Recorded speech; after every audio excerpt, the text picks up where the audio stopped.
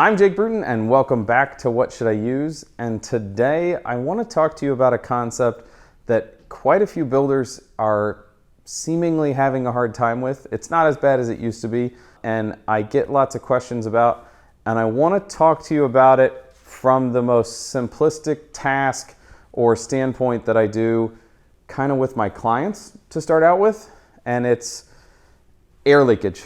And I talk to clients about it from this standpoint. I can build a wall that is 2 feet thick, and I can fill that wall completely full of the world's best insulation. And then if you leave the door open, sooner or later, the inside temperature and the outside temperature are going to be the same. Sooner or later, the humidity from outside is going to be inside. And sooner or later, whatever pollen or pollutants are outside, they'll be inside. And that is what air leakage is. It doesn't matter how good of a job we do with insulation or with buying expensive windows that perform really great. If we do a really poor job of air sealing our building and we let things just leak uncontrollably, then we're going to have outside in and inside out, and we do, in fact, not have control over our built environment. And so that's why we're going to dedicate an entire episode of What Should I Use to just air leakage and how it affects our building. So let's jump in today by starting to talk about what the code says. What Should I Use? A Build Original series with me, Jake Bruton. Rather than start with the IRC 2021, I want to do a little bit of a history lesson and look at code evolution through the years. When we start talking about air leakage, I think the first time that this shows up in the code is 2006. And the code actually just says that it allows for blower door testing of the building. And that's kind of it. It is just you can blower door test your building. That's like a soft, we're going to put this in here so that further down the road we can nudge things along further. This sort of thing kind of happens sometimes in the code. The way the code cycle works is building professionals, people in the industry, people even outside the industry, like you and I, have the ability to petition the code council for, we'd like to have something added to the code because we think it's important, right? It's a 3-year cycle, so 2006, 2009, 2012, so on. This sort of thing happens every once in a while where it's like, we're going to petition to add something into the code so that the next code cycle we can update it, so that we can make it a little more forceful, so we can give it a little bit more teeth. I think this is a really good example of someone fed this into the code so that the next time around we could say, and now you need to do this testing. And instead of it's just you can put this in there to be a little more compliant with building a better building, next time it needs to be better. So the next time it actually gets updated is 2012. And it becomes mandatory that you need to do a blower door test. That mandatory blower door test, however, that's a challenge when we start talking about in 2012, there's 25 states in the US that even have a statewide code that have adopted, and then you have even less enforcement. So in 2012, there's not even that many people enforcing a blower door test at that point. That blower door test doesn't even get real metrics added to it until 2018, where we get the energy code and we get to in 1102.4.1.2. And so that's where we get into the nitty-gritty of what we're talking about when we talk about blower door testing today. And that are those 3 ACH 50, 5 ACH 50. So that is referencing a ResNet standard and an ICC standard. I will save you reading that 80 or 90 page standard. I guarantee it's not as riveting as you think it might be. Sorry to the folks at ResNet. But for a lack of a better way to explain it, I will tell you that a Pascal is an internal pressure measurement. It is a very small measurement. In fact, I think it's something like 7,000 pascals in 1 psi. So you can imagine when we say 50 pascals, we are still almost nothing in the pressure realm.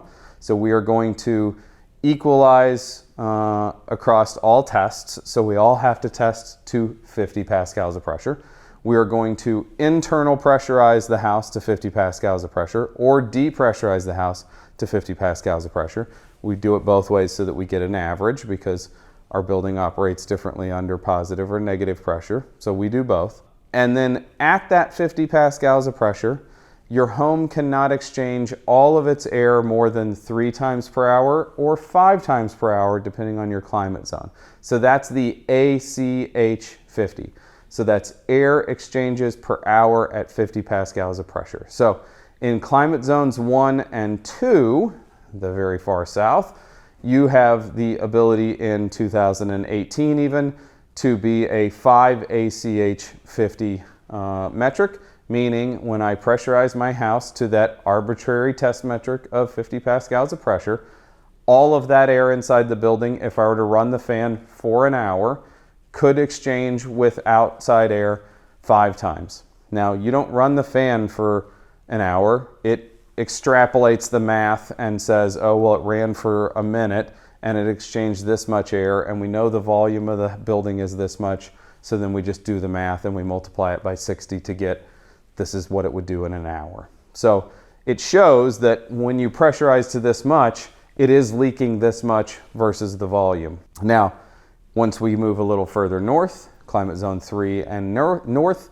we are 3 air exchanges per hour. So this is the code saying the further north you go, the more of an energy penalty there is, because the building science term, the delta T, don't get panicked, that just means the temperature difference between inside and out. The delta T is greater than it is in climate zones 1 and 2.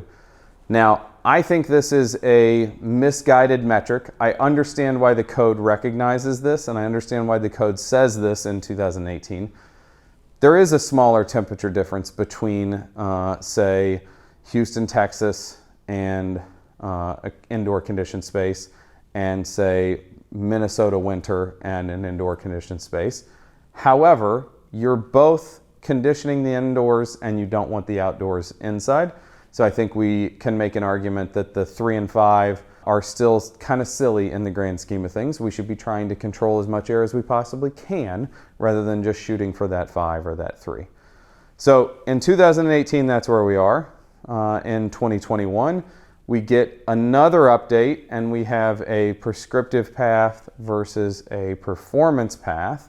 The prescriptive path versus the performance path. The prescriptive is what we had before, that 3 ACH 50 or the 5 ACH 50. When the code says prescriptive, that means we're your doctor, we're going to prescribe the way you do it, like much of the rest of the code. The performance path is we tell you how much energy your building can use, and now you go find someone who's a professional, like a HERS rater, to tell you what metrics you need to build your building to make sure that you will meet that energy usage. So they may say you could be above 3 ACH 50 even though you're in climate zone 5, where you should be 3 if you were following the prescriptive path. You might be able to, on the performance path, leak more air because you are putting in better windows and better mechanical systems, and there's this scale that you can move things back and forth on the air leakage side of things with that performance metric and the dials that you're able to twist by having a energy professional on board. The other thing that comes into play in 2021 is the code recognizes that the air exchanges per hour is kind of a difficult metric for smaller buildings. If you are measuring your air leakage by volume, the larger the building, the bigger the holes you can have to still meet the air exchanges per hour. Because if I have 1,000,000 cubic feet, to leak 1,000,000 cubic feet is way more work than if I have 1 cubic foot. So I'm being extreme here. The bigger the building, the more you can leak out and still get that 3 ACH 50 versus a very small building. Then you have an issue where your smaller building takes a hit just because it's smaller. You have to do a better job air sealing that smaller building just because the metric favors a larger volume. So the code adopts what the Army Corps of Engineers has been using for a long time, and they go to a cubic feet of envelope per square foot. So it is normalized for CFM of leakage, cubic feet per minute of air leaking at that 50 pascals of pressure per square foot of envelope. And then that allows you to then judge based off of the exterior of the building envelope. And so therefore you're basing it off of the air, the actual CFMs of air leaking, which is just a pure airflow measurement based against the size of your envelope rather than the internal volume of the building. That normalizes the playing field a little bit better. It's still not a perfect metric, and I would say across the board, none of this is a perfect metric because the blower door is not a perfect device. Who is running the test is not a perfect setting. Temperature differences between inside and out can affect how well the test performs. There is a lot going on here that is absolutely not perfect.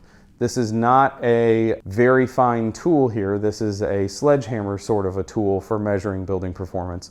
However, knowing that your building scores below 3 or knowing that your building scores above 7 ACH 50 is a very important thing to understand versus just knowing whether or not you think you built an airtight house. In my experience, there are more and more municipalities nationwide every single day that are adopting actual testing and enforcing actual testing.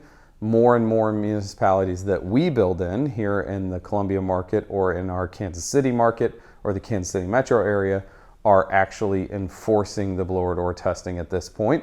It is always a third party that has to conduct the testing. You obviously cannot verify and test your own building. That would be very easy for people to fake or be dishonest about. So there's always a third party involved. But it does show that the code is catching up and that enforcement is catching up. Whenever I talk about air leakage, one of the things that I like to bring up is a study by Lawrence Berkeley Lab. In 2012, and I'll give you the actual name of the study so you can go and look it up if you want. 2012 analysis of air leakage measurements from residential diagnostics database. So they didn't take the actual data, they just took the average electricity usage from American homes in 2012. If they took all 130 million single-family detached homes at that time, in 2012, and they put all those buildings to be below 1 ACH 50, their prediction was that we would have a $22 billion annual savings in heating and cooling costs. That's just heating and cooling costs, and that is $2012. So you can do the math using Google now to figure out what that would be in 2024 dollars, but that's a huge savings. And even in 2012, the ASHRAE ventilation standard for if you get below 3 ACH 50, your home doesn't have that much turnover for interior air, and so you should be introducing mechanical ventilation. That has an energy penalty because you're paying to bring in mechanically ventilated air. They even took that into consideration. So even though we're spending money on mechanical ventilation, they were still predicting that we would save $22 billion annually in the United States. I think that that's a pretty amazing statistic. The EPA has also put out a study called Why Seal and Insulate. They're claiming that 15% of all energy usage is heating and cooling costs, and by doing roughly the same thing, 11% of all electricity usage could easily be cut just by going to a 1 ACH 50 as well.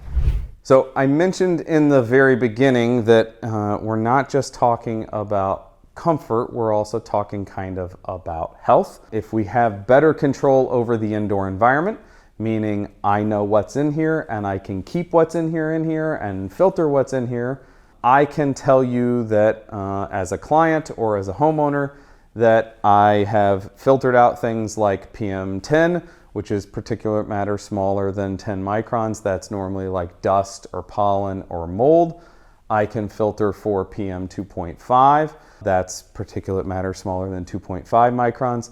That's normally stuff like vehicle exhaust, manufacturing emissions, wood smoke, which is mostly human-produced stuff, but it is stuff that you don't want to be breathing.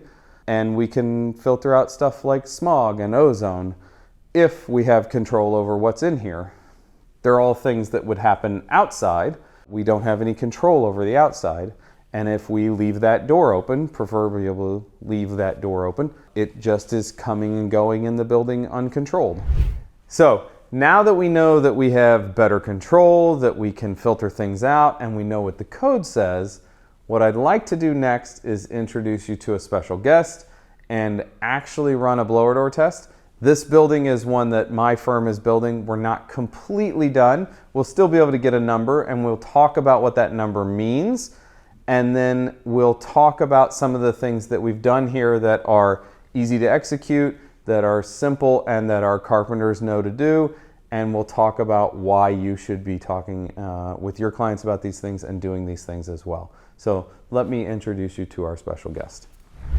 Okay, so our special guest today is Randy Williams. Randy is an energy auditor in northern Minnesota, and when it comes to blower door tests, I've probably ran dozens.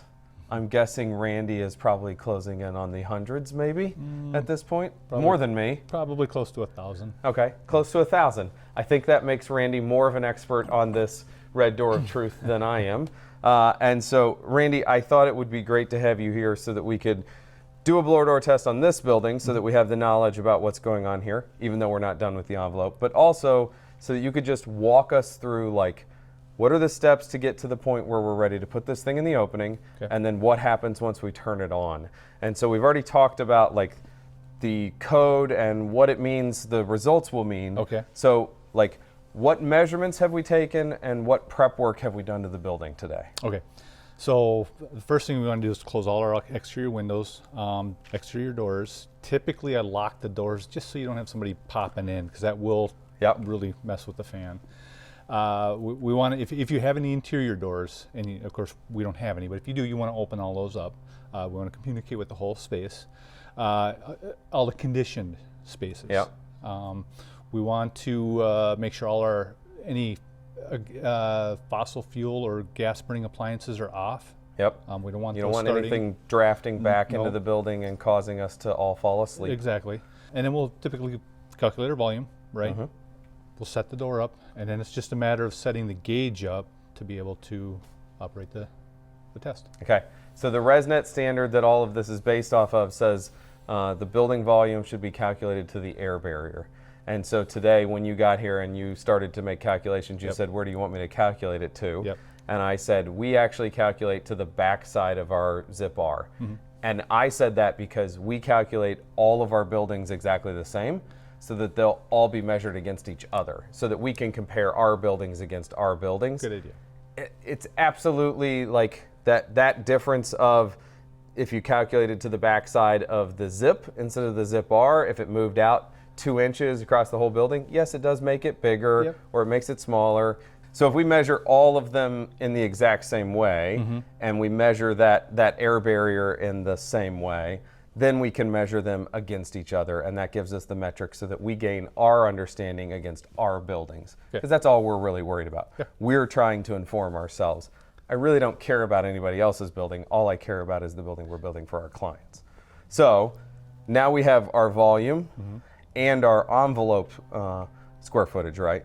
So not just the square footage of the building, the envelope square footage. So that's our lid, our floor, and all of our walls. Correct. And all of that gets punched into this digital gauge. This one happens to be made by a company called RetroTech, and this gauge does everything for you. The original one that I owned when I first bought my first blower door, all of the math happened on a piece of paper because the system I had didn't play with the computer software that I used. And so I did everything by hand to start out with. This is like the nicest thing in the history of the world now that these things just do all of it for you. So we punched it all in, and now all we have to do is take a baseline reading, right? Explain how that works, or why it would be important. So there's always a difference between the inside and the outside of the building, right? When you got everything sealed up, it could be the wind, it could be stack effect, a temperature differential, stuff like that, that can affect the pressures inside the house with reference to the pressure outside. So yeah, we want to make sure we take a baseline, which is all automated, you just set baseline, let it do its thing, run for, depending on how windy it is, maybe 10 seconds, maybe a minute if it's really windy outside where we're bouncing a lot. Yep, set that, and then we've got that. It's already calculated into all our math, and it's just a matter of starting the blower door. Yeah. Okay, so now we're going to set our test pressure, which is 50 pascals, because we're doing residential testing, and that's what the code asks for. Yep. And basically, all we have to do is set run, and it will give us our test results. Simple. So let's do it. Okay.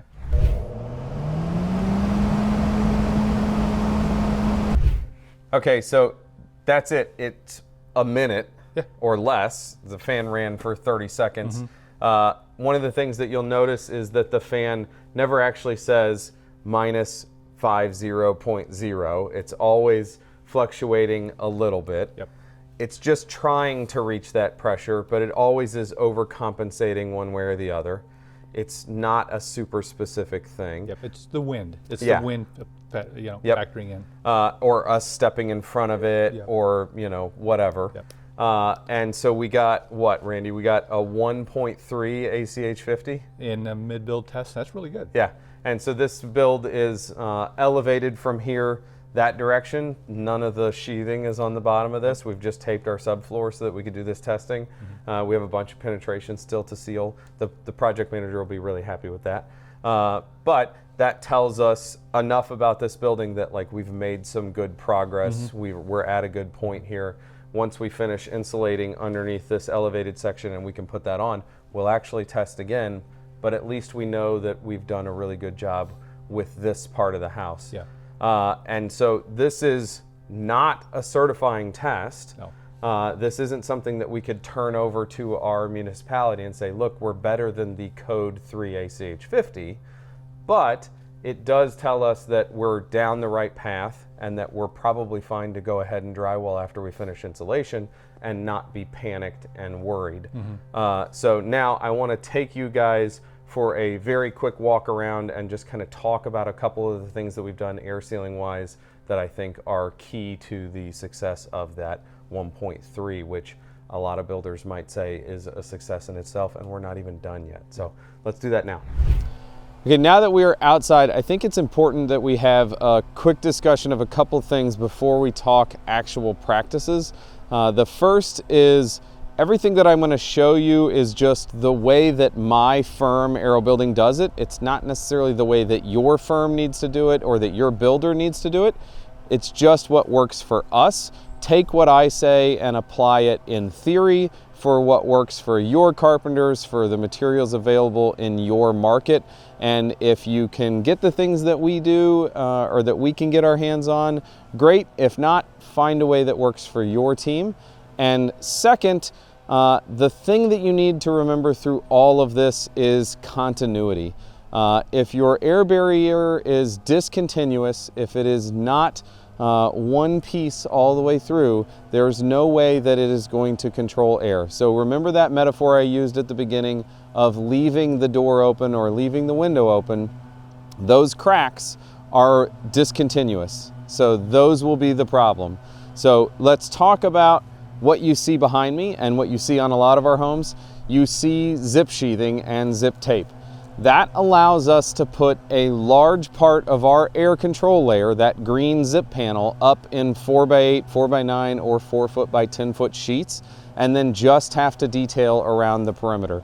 That is a huge asset. It is much easier to get a continuous monolithic nature of the material from the outside in big sheets all at once, rather than try to detail around the studs on the inside. And that gives us a huge asset and a huge step up from the beginning, because we already have a 4-foot by 8-foot sheet of something that's not leaking. On this building, we have that underside that's exposed. That will also be zip in this case. So we'll have that zip turn down and go under. Now all we have to worry about is our ceiling and our connection to, say, our windows or our foundation. Our foundation, we're using a combination of Siga Fintram tape because it sticks to concrete and it sticks to zip, and liquid flash made by Zip. It also sticks to concrete and it allows us to tool into those uneven spaces. And then connecting to our windows, we're also using a Fintram tape, but we're doing that on the inside. So I want to take you back inside to wrap this up and show you what we're doing on our ceiling and on the interior face of our windows. So let's do that now. Now that we're inside, you can see the last couple pieces of this puzzle here. You can see our Siga Meyerriecks on our ceiling. This is actually a smart vapor retarder, but we're detailing it as if it is an air barrier because we are using it as an air barrier. If we did a poor job of taping it, it would still work as a vapor barrier, but it is our air barrier in this instance. The reason we like it here as an air barrier is because it comes in large rolls. They're basically 5 feet wide and very long. I think this room is 40-something feet long, and from one end to the other, there are no seams. It's just the length of the room. And that makes it easier, just like the big zip panels on the outside, to not have to deal with penetrations and not have to deal with so many seams. The less taping we have to do from piece to piece to piece, that's where we have the issues. It's never the big sheet that you have a problem with, it's the connection points. Those are the challenging points. So the other connection point that we have in this room are our windows and our doors. And so from the outside, these windows actually are taped on the 2 sides and the head, and they're open on the bottom. On the inside, they're taped on all 4 sides with that Siga Fintram tape again. It adheres really well. It is vapor open but airtight, and so these units are all sealed on the face on this side and then sealed to the rough opening of the window, or the rough opening of the jamb, and then the jamb is all zip tape and it's connected to the zip on the exterior. It gives us the continuous nature of our air control layer, and now we've connected the air control layer that is the window and the glass and all the seals there to our zip panel. All that zip panel is then taped to our Meyerriecks on our ceiling, and then we go back over across the ceiling to our zip panel, and now we've minimized the number of materials and the number of processes, and we've put it up in as big a sheets, as big a materials as we possibly can, and now the only thing we're worried about is where we have to poke holes in it and how we detail those holes. Those are the things that we try to stick to as much as possible. We try to not get into funky geometry or tight spaces. We try to put up big sheets whenever we can. And that's kind of the whole air sealing as I see it. We need to be measuring, because if we're not measuring, we don't know. We need to understand what the code says, because we're measuring against that so that we can pass our inspections. I do think that that 3 ACH 50 is a very achievable number, and I think that we should all be striving for better than that. I will even let you in on, I don't remember the last time that we were above 1 ACH 50 on one of our houses. In fact, we've gone to writing all of our scopes of work for 1 ACH 50 or better. It is not that difficult. It just takes a little bit of conscientious building, a little bit of deliberate construction methods where you're paying attention and you're just focusing a little. It's not that much effort. It doesn't cost your clients that much more. The return on investment for your clients is enormous in health and comfort and control. And that's the key here when we're talking about air leakage. It's control for your clients. And that's what your building should be doing, is offering control. So until next time, thanks for watching What Should I Use? Work on that control.